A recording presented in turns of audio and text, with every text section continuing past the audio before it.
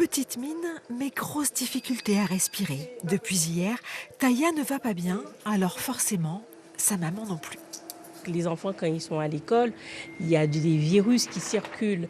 Mais quand on se retrouve seul à la maison avec l'enfant malade, voilà, c'est pas simple.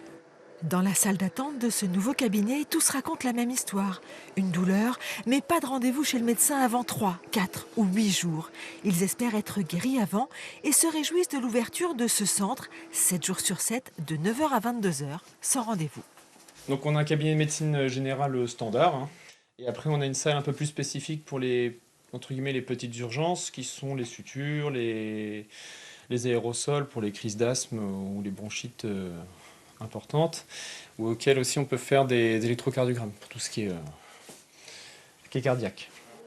Quelques minutes après son arrivée, Taya est déjà dans le cabinet du docteur. Donc je lui ai donné du Doliprane. Alors, le rôle, c'est vraiment de faire une continuité des soins.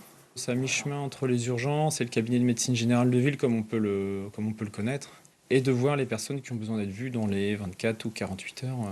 Sans ce nouveau centre, la petite fille partait pour l'hôpital.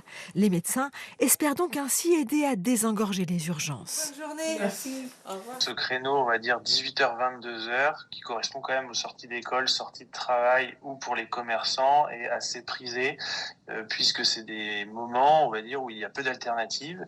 Et si on peut répondre à ce besoin, éviter aux gens d'aller aux urgences par manque d'alternatives, c'est un vrai service médical rendu. Alors que le manque de médecins se fait chaque jour plus cruellement sentir, les généralistes sont partagés sur l'arrivée de ces nouveaux cabinets.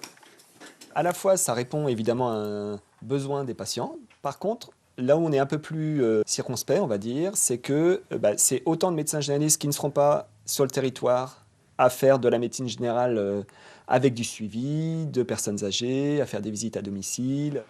2 autres centres du même genre ont ouvert en Bretagne en 2023.